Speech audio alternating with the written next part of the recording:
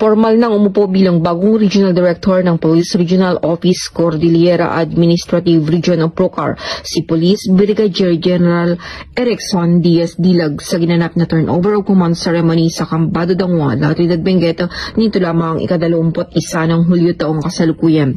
Ang seremonya ay pinangunahan ni Police Lieutenant General Edgar Alan Okubo, Acting Deputy Chief PNP for Operations, na nagsilbing panauhing pandangan at tagapagsalita. Sa kanyang mensahe, pinuri niya ang mahusay na pamumuno ng dating ama ng Procar at sa bagong talaga na si Police Brigadier General Dilag.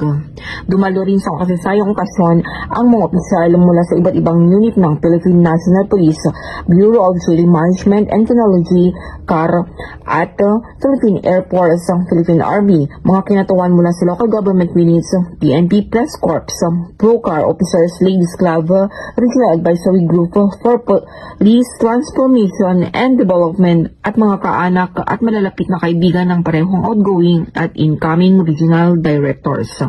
Pinalitan ni Police Brigadier General Dilag si Police Brigadier General David K. Prado Jr. na nagsilbi rin bilang Regional Director ng Procar sa loob ng mahigit 2 taon. Sa kanyang pamumuno, pinuri ni Police Brigadier General Prado Jr. sa mga naging kontribusyon na nagpapanatili ng kapayapaan at kaayusan sa rehiyon. Tampok sa nasabing programa ang pagpapasa ng command symbol ng Procar at ang formal na turnover ng property equipment inventory book mula kay Police Brigadier General Prado Jr. patungo kay Police Brigadier General Dilag bilang simbolo ng formal na paglilipat ng responsibilidad at pamumuno sa tanggapan.